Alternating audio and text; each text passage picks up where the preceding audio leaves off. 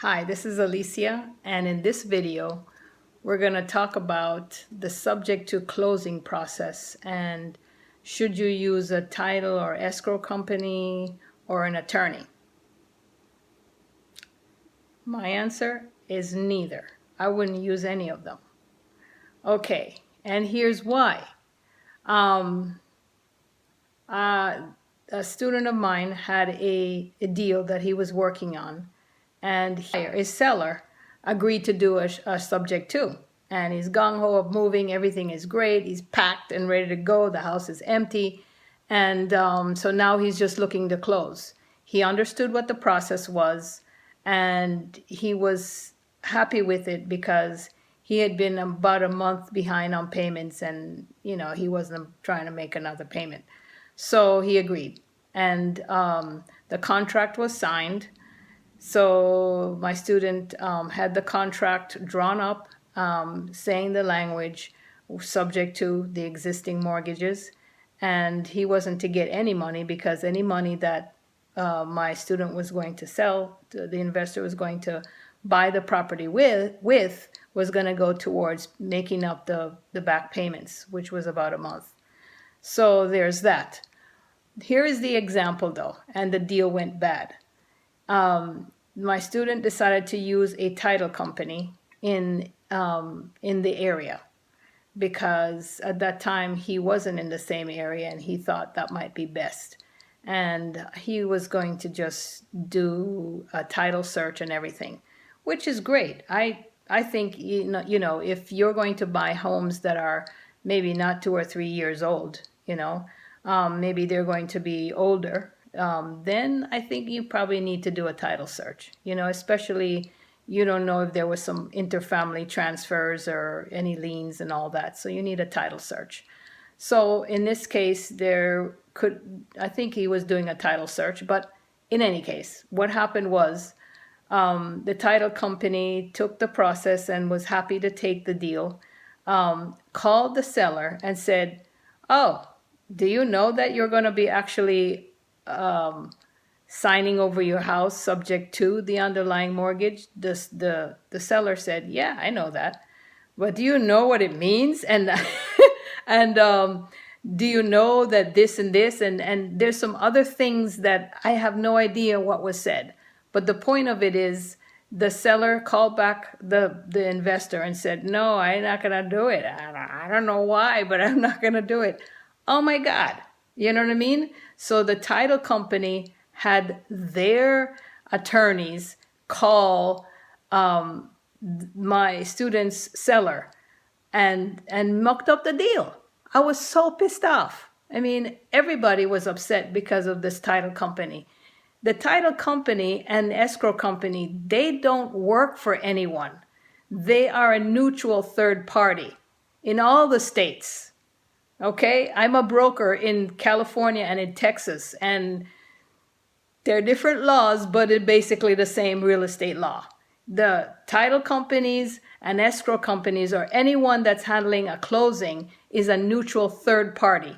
They get instructions. They don't give instructions.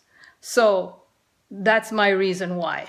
Unless you have somebody that is standing by, understands the lease, the subject to process, then you can explain to them and you trust them, then maybe you might want to use one. But here is my process. For example, or really this is what I do. So I would create a contract, right? You make a contract, you make the offer, you sign the contract. As soon as the seller signs the contract that says, "Yeah, I'm ready to go, I'm signing the contract," I see your addendums and I've signed them too, that says the loan stays in my name until you pay it off. You agree to pay everything every month and I get to go scot-free, and all my credit and all that stuff would be good because you're making all my payments. So he understands the process. You guide him through it. He signs the contract. Okay. Then what you said on the contract, what he's saying on the contract is that I own that piece of property and my mortgage is X amount. And so therefore, this much needs to be paid off left and all that. All that information is verified. So you get the, the homeowner to sign I say homeowner, seller, and borrower a lot, but they're all the same person, right? And the reason why I use homeowner versus borrower is sometimes it's really about how you're looking at them in terms of what process you're going through. So if you're going to be speaking to the bank, it's the borrower, not necessarily the homeowner, but it's the borrower or the debtor or the yeah, the borrower. So you're going to be doing due diligence now. So you're making a phone call to the bank to verify the mortgage. Sometimes you could just look at the mortgage statement and see everything, right? You can see what's escrowed, like taxes and insurance, and and if it's up to date. And then you need to know how much the mortgage payment is, the rate, and the balance of the mortgage. Sometimes that's good enough, especially if the mortgage is current, or maybe even just 1 month behind. But I like to call anyway, especially if they're behind. So I will call to verify that the loan is not in foreclosure, and that it is in a status where they will take payments from me, right?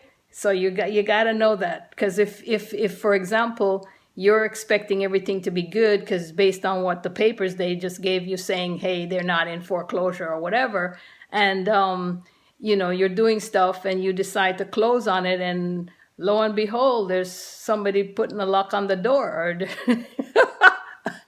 Ask me how I know. All right, so let me just, continue. So basically, you're doing due diligence. You want to make sure they own it. They are the only one that's on title. So if it was John Doe and then there is this Mrs. John Doe, yeah, you need to get her permission as well. You're not going to be able to close just with one party, okay? So those are the things you're going to look for. Of course, a lot more things, but that's the main thing. Who owns the piece of property and can they sell? So then you're preparing the documents. You're preparing all the other stuff that goes with it. Your agreements, your disclosures, and trust, all that. Then you want to find a signing notary. So this is going to be the notary that signs loan documents. And you're going to find them on notary places like notary.com or someplace like that. But what I'm trying to say is that you're going to use you could just do an internet search in your area to find a signing notary.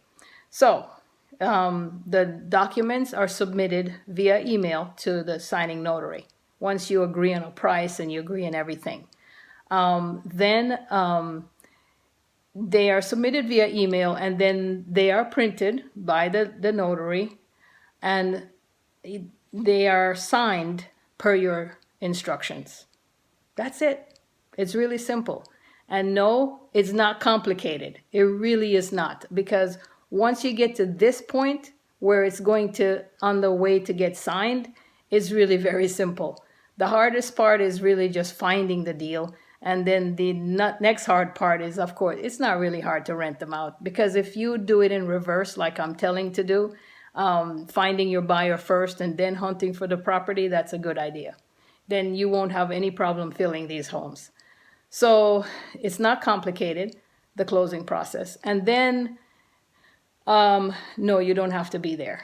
You do not have to be there. It's actually possible to buy a piece of property and not even see it, and not even met the seller, which is what I do. I bought a property in Texas sitting in California and didn't even need to see the owner. And that's fine, because I spoke to them, and I knew what I was buying. So there you have it. That's the closing process. So no, I wouldn't use a title company or escrow company. Not really needed if, in a subject to deal, unless there is a complication where you don't really understand what the title is all about. You know what I mean? You're trying to investigate something. That's really the only way. I don't say you should not use one ever. I'm just saying, for the most part, you will probably just use a signing notary. Hope that answered your question. Don't forget to subscribe. Thanks. Bye.